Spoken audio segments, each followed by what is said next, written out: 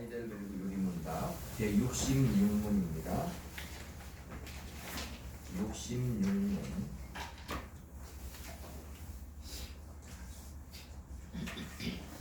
성례란 무엇입니까? 성례는 거룩하고 가시적인 표와 의미입니다. 성례는 하나님께서 복음의 약속을 우리에게 더 충분히 선포하고 인치시기 위하여 사용하시려고 제정하신 것입니다.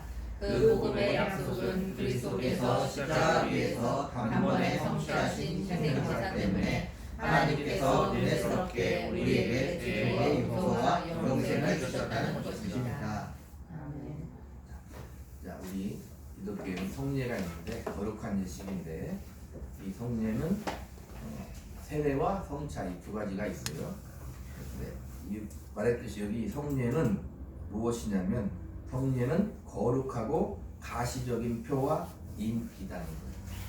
그러니까 이게 눈으로 보는 복음인데 거룩하고 가시적인 표와 인이란 것은 뭐냐면 내가 예수 그리스도를 하나님의 은혜 가운데 알고 고백하고 시인하고 구원을 얻고 하나님의 자녀가 된 그것을 성례를 통해서 눈으로 보여주고 고백하는 거다 이 말입니다. 자, 그래서 성례는 뭐냐면 가시적인 표와 인이에요. 그래서 이것을 통하여서 눈으로 보여지며 나의 고백을 또 알게 하는 거예요. 하나님께 믿음을 고백하는 거고 또 여러 성도들 앞에서 시행함으로 말미암아 그것이 우리에게 표와 인이 된다 그 말입니다. 여기 보면 하나님께서 복음의 약속을 우리에게 더 충분히 선포하고 인치시기 위하여 사용하시려고 제정하신 것이다. 더 충분히 선포하고 인치시기 위하여 사용하시려고 제정하신 것. 여기서 이제 중요한 게 뭐냐면 성례를 할 때는 항시 무엇을 같이 해야 되냐면 복음을 선포해야 됩니다.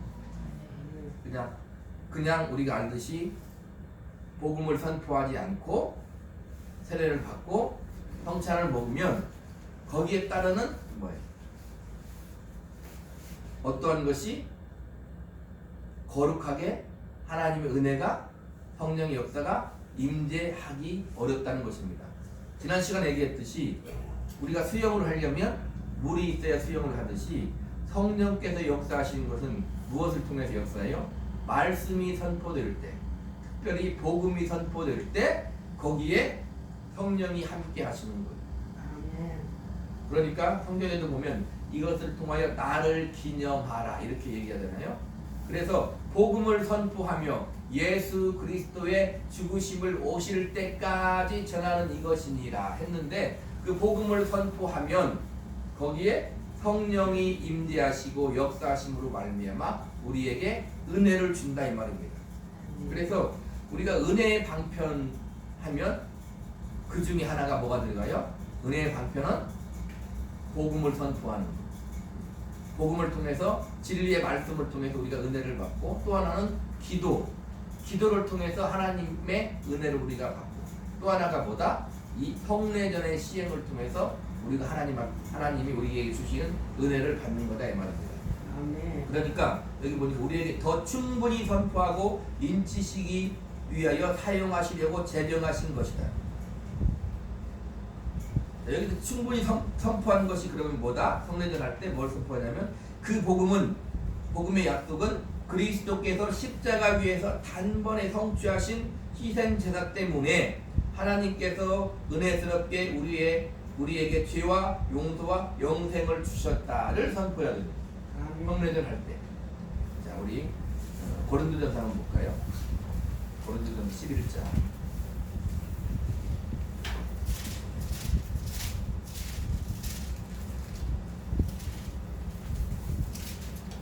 고린도전서 11장 23절부터 같이 읽습니다. 내가 너희에게 전한 것은 주께 받은 것이니 곧 주 예수께서 잡히시던 밤에 떡을 가지사 축사하시고 떼어 이르시되 이것은 너희를 위한 내 몸이니 이것을 행하여 나를 기념하라 하시고 식후에 또한 그와 같이 잔을 가지시고 이르시되 이 잔은 내 피로 세운 새 언약이니 이것을 행하여 마실 때마다 나를 기념하라 하셨으니 너희가 이 떡을 먹으며 이 잔을 마실 때마다 주의 죽으심을 그가 오실 때까지 전하는 것이니라. 뭘 선포하는 거예요? 주님이 오시고 죽으심을 선포해야 됩니다.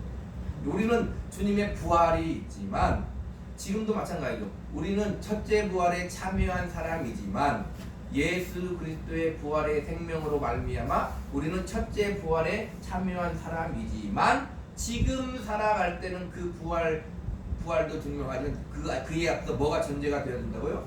주의 죽으심을 오실 때까지 전하는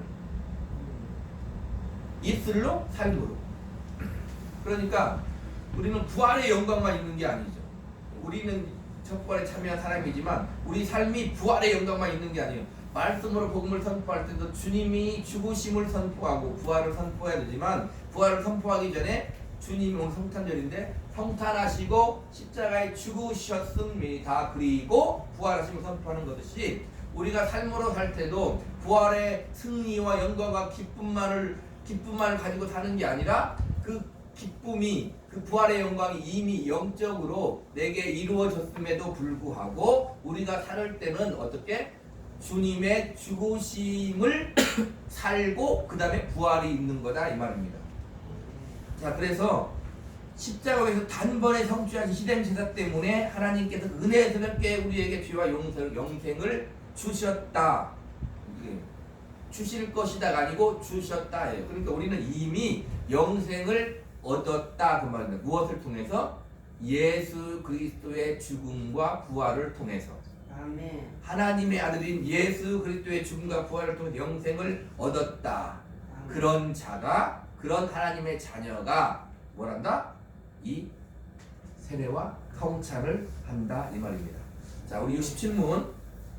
자, 그렇다면 말씀과 성례 둘 다 우리 구원의 유일한 근거인 십자가 위에서 죽으신 예수 그리스도의 희생 제사에 대한 우리의 믿음에 초점을 맞추도록 의도되어져 있습니까? 그렇습니다. 성령께서 우리에게 복음을 통하여 가르치실 뿐만 아니라 우리의 전체 구원이 우리를 위해 십자가에 달려 죽으신 그리스도의 한 번의 희생 제사에 달려 있다는 것을 성례로 우리에게 확신시켜 주십니다. 자, 그러니까 주님이 십자가에 단번에 죽으신 거예요. 자, 우리 히브리서 볼게요. 히브리서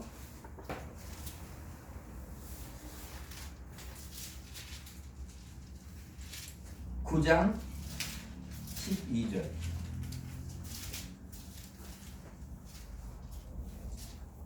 히브리서 9장 12절 시작.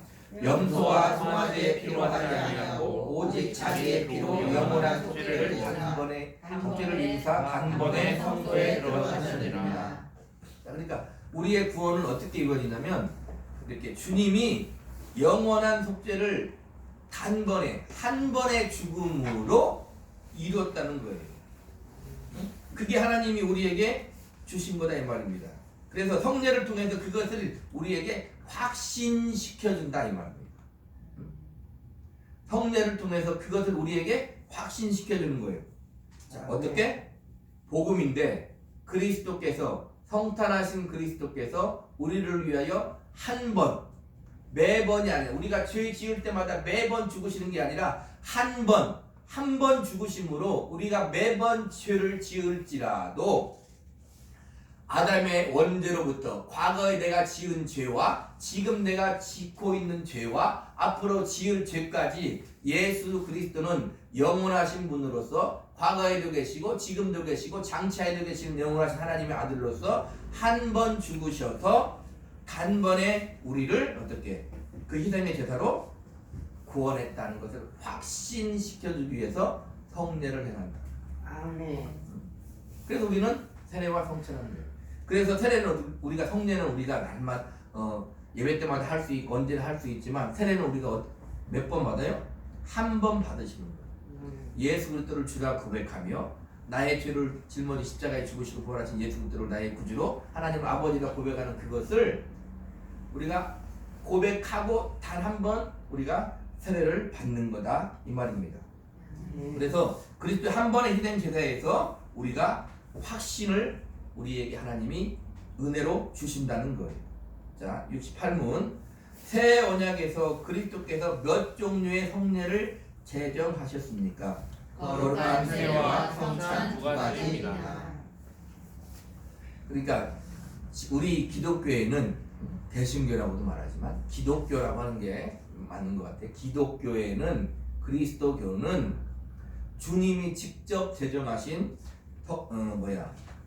성례가 있는데 그것은 거룩한 세례와 성찬 두 가지를 주님이 제정하셨다는 거예요.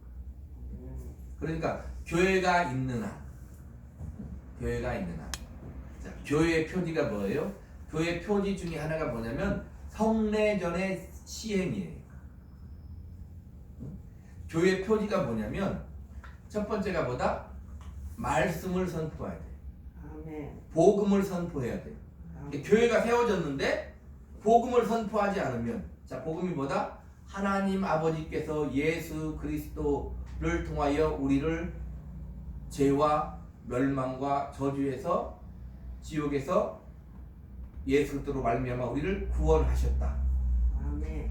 교회는 이 캐리그마, 이 복음을 선포해야 돼요. 그러면 교회야. 아멘. 또 하나는 뭘 해야 돼요? 성례전을 시행해야 돼요. 교회가 세워져 있으면 세례를 베풀고 성례전을 주의 만찬을 시행해야 된다 이 말입니다.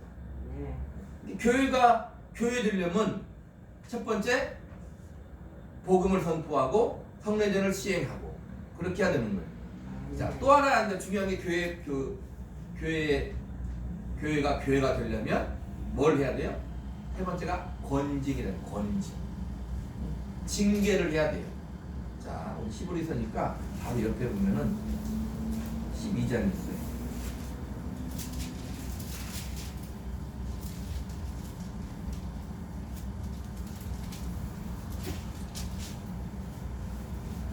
(7절부터) 시작.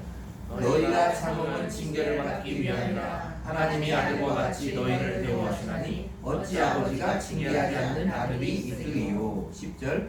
그는 잠시 자기의 뜻대로 우리를 징계하거니와 오직 하나님은 우리의 의를 위하여 그의 거룩하심에 참여하게 하시느니라. 무릇 징계가 당시에는 즐거워 보이지 않고 슬퍼 보이나 후에 그로 말미암아 영감받은 자들은 의와 평강의 열매를 맺느니라. 요즘에는 거의 교회에서 징계를 하지 않잖아요. 권징이라고. 권징. 권하며 징계, 권징을 하지 않아요. 근데 교회가 교회 되려면 뭘 해야 된다? 권징. 물론 우리 주 예수 그리스도로 말미암아 수고하고 무거운 짐진 자들은 다 주님 앞에 나오는 거예요. 무한히 열려 있어요. 그럼에도 불구하고 여기 보니까 징계는 어떻게 한다고요? 우리의 유익을 위하여 그의 거룩하심에 참여하게 한다는 거예요. 그러니까 하나님의 자녀들은 징계를 하면 어떻게 돼요? 유익을 얻고 하나님 아버지께 어떻게 회개하게 되는 거예요. 징계를 했는데 돌아오지 않아. 그 사람은 하나님의 은혜를 입은 사람이 아닐 수 있는 거예요. 그러니까 우리가 요즘에는 하도 교회를 안 오니까 징계하면 누가 교회 오겠어요? 우리 징계를 하지 않는데 여기 보니까 어찌 아버지가 징계하지 않는 아들이 있으리요 그래요. 아들이면 징계한다는 말입니다. 그러니까 내가 예수를 믿고 신앙생활을 해. 근데 너무 죄를 많이 짓고 살아. 그런데 하나님이 나를 징계하지 않아. 그러면 그는 사생입니다. 아들이 아닌 거예요. 부모도 마찬가지입니다. 자식이 잘못해. 그럼 당연히 자식이니까 어떻게 돼요? 징계해야 돼요. 자원세 뭐라 했어요? 아이를 잘 양육하라.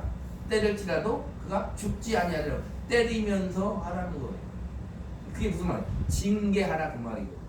사랑하지 말라는 게 아니라 흔히 하는 말로 사랑의 매를 개야 된다 이 말이에요. 그게 교회가 교회되는 거다 이 말입니다. 그래서 우리 신약에는 지금의 기독교 교회는 뭐만 남았다? 거룩한 세례와 성찬 두 가지가 남아있는 거다 이 말입니다. 전주교 한번 칠성례 있고 그러는데 주님이 세우신 성례전은 세례와 성찬 두 가지. 세례는 평생에 한 번 받으면 그만인 거예요. 성찬은 우리가 언제든지 주의 떡을 떼며 주의 살과 피를 기념하며 하나님의 은혜를 다시 고백하면서 기억하면서 그의 죽으심을 내가 50대까지 전해야겠다고 하면서 떡을 떼지만 피를 마시지만 세례는 단 한 번이면 독하다는 거죠. 그러니까 우리는 이렇게 성례전을 통해서 세례는 다 한 번 받지만 또 주의 만찬을 통해서도 주님의 나를 위해 살찌고 피 흘리심을 기념하며 그때의 성령께서 역사하심으로 말미암아 우리 가운데 임재하여서 예수 그리스도의 구속의 은혜와 하나님 아버지의 지극한 사랑을 우리에게 알게 하신다. 아멘. 그것이 바로 세례와 성찬이다. 아멘. 이렇게 이 성탄절에 다시 한번 성탄의 의미를 기억하면서 우리가 한 주간도 또 올해를 잘 마무리하고 다가오는 2023년도 하나님이 주시는 축복과 은혜와 응답과 기쁨과 감사를 가지고 우리의 모든 전 인생을 하나님께 영광 드리며 살리라 결단하면서 희망찬 2023년을 맞이하시고 기대하시고 그렇게 사시기를 우리 구주 예수 그리스도 이름으로 축복합니다. 아멘. 기도하겠습니다.